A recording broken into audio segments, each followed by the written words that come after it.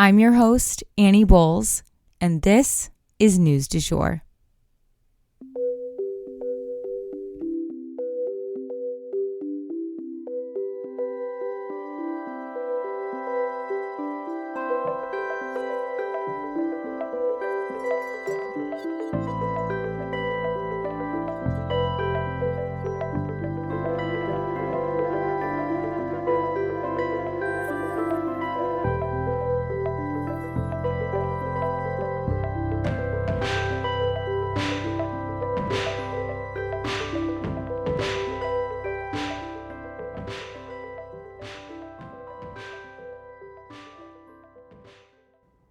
Hey you guys, and welcome back to the News du Jour, a calmer space to consume the news. Oh my gosh, I could seriously cry, you guys. The past week has been so stressful for me trying to get things back up and running. I've had 3 different technological issues. Well, one was more hardware, the other 2 were more like software, but either way, my computer ended up having to get completely scrubbed. And I will say it was a long time coming, but that said, I am so exhausted and I feel like such a crazy person not being able to get you guys the content you deserve. And I apologize, and I'm going to do everything I can to make it up to you guys, starting with an extra long episode for today. And then I'm also going to go ahead and throw in your feeds the episode that I wrote for yesterday, thinking that I was going to be able to post yesterday, and then I wasn't. I just really appreciate your patience and can't say enough how much I appreciate you guys being here. So without further ado, let's get into an extra long catch-up episode. Okay, so to start us off, we have, 1, 2, 3, 4, 5, 6, 7 mini stories. 7. I told you it's going to be extra long just to make sure you guys are fully caught up. And then we'll have 3 normal stories for you guys to follow up. Let's get into it. So remember how DeSantis had to lay off 1/3 of his campaign staff? Well, one of the people who was shown the door was actually his campaign manager, the lead person on a campaign. This shows that DeSantis may be changing course a little bit and trying to turn a new leaf for the lead up to March 5th. Stay tuned. And for our next mini story, Dianne Feinstein, the 90-year-old U.S. senator, has been hospitalized due to a fall. She reportedly tripped on a chair in her kitchen in the afternoon and needed to go immediately to the hospital for some scans. Obviously, this adds to the growing sentiment that we have geriatric leadership here in the U.S. who may not be physically fit to lead. Okay, and for our next mini story, this is a story that I'm actually going to dive deeper into soon. But there has been a pact signed to stop deforestation in the Amazon rainforest. This is huge news, you guys, and a huge win for our planet. We will dive into the specifics of this pact and its ripple effects very soon, I promise. So this next story is also one that I hope to cover in further detail as well. But I definitely thought it was important for you guys to know about ASAP, so I wanted to go ahead and touch on it. There was a man by the name of Craig D. Robertson who was shot dead by the FBI after threatening to assassinate President Biden, as well as other elected officials. He was armed inside his home when the FBI shot and killed him, but a few other details have now been released. This is definitely an example of the far right leaning towards violence, and I want to go into these details, so stay tuned for more on this story. We also have 2 mini stories to do with President Trump for today. Firstly, a memo was released between President Trump and one of his attorneys where they were discussing and actually laid out a detailed plan to overthrow the U.S. election results and thereby overthrowing our election system.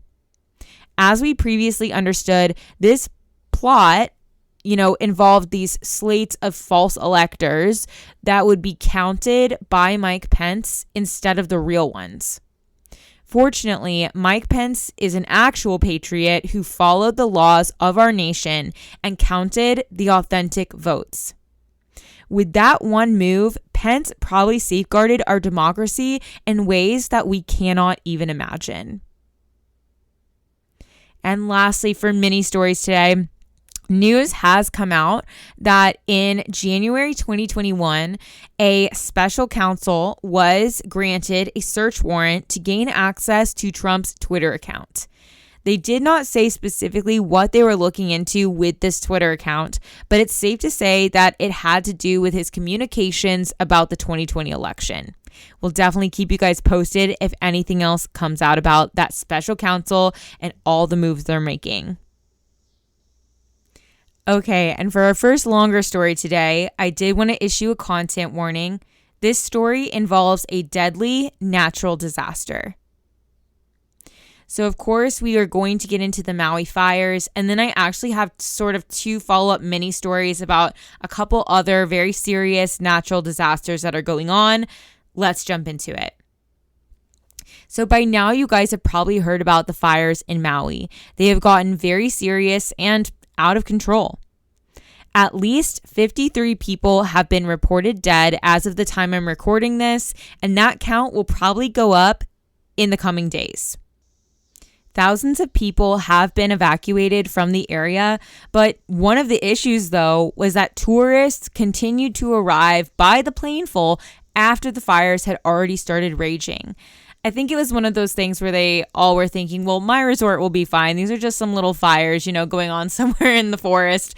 No, these are huge, very dangerous wildfires. So these tourists who were dropped off there really didn't have anywhere to go. And smoke inhalation has caused a ton of injury that, is not even countable at this time. What is pretty unique about these fires is that they were accompanied and worsened by a hurricane that was out to sea. I know this sounds contradictory because a hurricane is associated with rainfall and wetness, but the strong winds of this hurricane actually helped to blow the fires. And again, the hurricane was not on the island of Maui, but it was out in the ocean. And so it sucked a lot of that moisture out of the air, creating basically the perfect environment for a wildfire to blow completely out of proportion. Some people have literally had to jump into the Pacific Ocean to avoid these flames. Biden ordered federal funds to be sent to help, with all the disaster relief they're going to need. Rescuers are searching for survivors in the damaged and collapsed buildings. Thousands are without electricity and phone service. Evacuation shelters have been erected to help stranded people. The city that was worst hit is actually what used to be the capital of the Hawaiian Royal Kingdom. People described it as looking more like a war-torn Baghdad, given how smoky and destroyed it was. Meanwhile, there also has been a typhoon in Korea. One person has reportedly died from floods, as search and rescue efforts are currently underway there as well to rescue stranded human beings. People were taking boats where cars should be, floating alongside second-story windows. It's quite a sight to see. Definitely something worth Googling, both of these natural disasters, just to get our head around what exactly is going on there. 40,000 households in Korea are without power, according to the New York Times. And then with the last natural disaster that I wanted to touch on, this is one that very few outlets are really talking about, but probably the most deadly and disturbing: the heat wave that is hitting the Middle East. According to the Washington Post, the heat index there has reached up to 152 degrees. I can't even breathe thinking about that temperature. Bear in mind that they do not have access to widespread air conditioning the way that we do here in the US. This is the definition of global warming and how terrifying and catastrophic it is going to be. And while these nations are not to blame for the emissions that cause the rise in temperatures, they will bear the brunt of it. And we've known this for decades. These temps are hotter than what the human body can withstand. And bearing that in mind, that actually leads us to our next story. Jailed Americans are set free in Iran. The Biden administration has reached a deal with Iran in order to exchange American prisoners for, wait for it, $6 billion in humanitarian aid. If you guys can remember, Iran has had some of the most intense protests in decades over the past year or so, and this has led to a widespread economic strain. If you imagine, store owners and workers were all protesting instead of working, that could cause productivity to be down, wages to be lost, and would be pretty hard on the economic activity in general.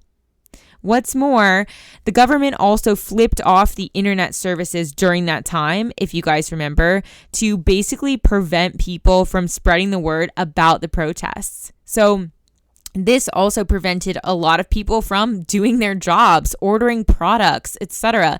Having the internet flipped off anywhere in the world today is pretty much like putting a lid on a flame. It's going to take out that economy.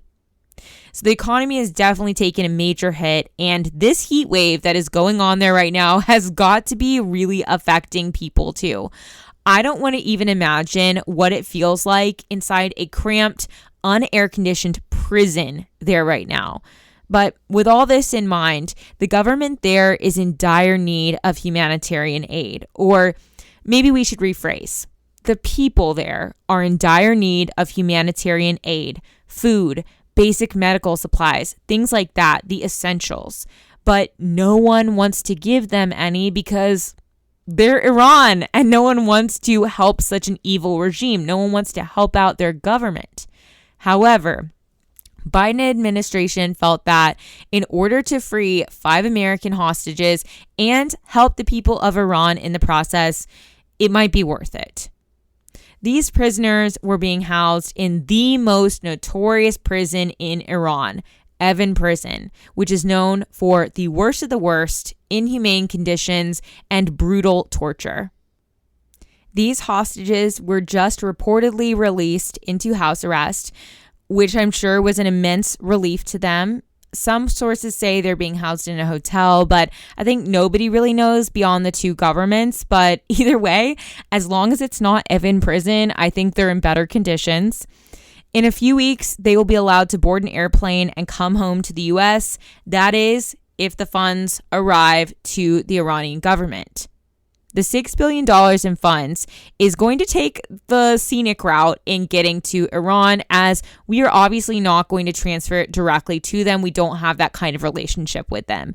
So we will transfer it to our allies, South Korea, who will then transfer it to Qatar, and then Qatar will transfer the funds to Iran. So again, a long chain of custody kind of for the $6 billion. It won't be immediate, but once the funds hit, those U.S. hostages are supposed to board a plane and come home to America. If you're confused and like, what is going on in Iran? I'm so behind. Don't worry, we've got you. You can take a closer look at this issue with our bonus episode. It's in our feed, but it's an interview with Elika Laban. So just look for bonus episode, interview with Elika Laban. She's an attorney who lives here in the US, but her family was deeply entrenched in the movement to free Iran from its oppressive regimes. Many of her relatives actually spent time themselves in Evin Prison, so she came to us to share their stories. You can find it and other great bonus episodes right here in our podcast feed. So lastly for today, I do have to issue content warning for this story. This story involves accusations of sexual assault. The plight of Lizzo. Okay, so I did want to touch on one important cultural story today, the whole situation with Lizzo. I was thinking that this may have been something you guys have seen headlines about this week, but maybe didn't have time to dive into. So I'm going to attempt to tell both sides of the story and let you guys come to your own conclusions. So prior to this moment, I would say that Lizzo was probably one of the most beloved public figures on the cultural scene. She makes us laugh. She took on fat phobia. She took on racist. She was a beacon of silliness and flute playing and vegan food combos and kind of hope for societal progress in general. So what exactly changed? Well, Lizzo is currently being sued by some of her backup dancers, and the accusations they're making are not a good look for someone who is supposed to symbolize inclusivity and social justice. Her accusers say that Lizzo created a toxic work environment, fired them for gaining weight, and even forced them to engage in sexual acts with one another against their will. These accusations are incredibly upsetting. I mean, Lizzo was the host of Amazon's show Watch Out for the Big Girls, and Lizzo also launched a shapewear company that was geared towards size inclusivity. So the idea that she might fire someone for being overweight is absolutely contradictory to her public image and kind of one of her life's missions. What's more, the sexual nature of these accusations is definitely disturbing. And while I'm sure Lizzo's fans do not want to accept that she's capable of this, they are also the type to believe victims. So here is what Lizzo had to say about it. I tried to summarize the accusations for the lawsuit, but here's what her response was to these allegations. Quote, "These last few days have been gut-wrenchingly difficult and overwhelmingly disappointing. My work ethic, morals, and respectfulness have been questioned. My character has been criticized. Usually I choose not to respond to false allegations, but these are as unbelievable as they sound and too outrageous not to be addressed. These are sensationalized stories coming from former employees who have already publicly admitted that they were told their behavior on tour was inappropriate and unprofessional. I am not here to be looked at as a victim, but I also know that I am not the villain that people and the media have portrayed me to be these last few days. I am very open with my sexuality and expressing myself, but I cannot accept or allow people to use that openness to make me out to be something I am not. There is nothing I take more seriously than the respect we deserve as women in the world. I know what it feels like to be body shamed on a daily basis and would absolutely never criticize or terminate an employee because of their weight. I'm hurt, but I will not let the good work I've done in this world be overshadowed by this. I want to thank everyone who has reached out in support to lift me up during this difficult time." End quote. So we will definitely keep you guys posted as this legal battle plays out. It's definitely set to be heated. Stay tuned. And that is the news du jour. Today, I wanted to leave you guys with the quote, "Integrity is doing the right thing, even when no one's watching." If you enjoyed this episode, please subscribe on whatever podcast platform you use to listen. A rate and review or shout out on social media would mean the world to us and help us be able to keep creating the news du jour. But the best way to support all of our work is to become a patron at www.patreon.com/sugarfreemedia. You can also follow us on social media under sugarfreemedia.co on Instagram and just sugarfreemedia, all one word, on TikTok. Any little noises you may hear in the background are my rescue pup. He has a little separation anxiety and always records with me. We appreciate you listening and look forward to telling you about the news again next time on News du Jour. Broadcasting from Oklahoma.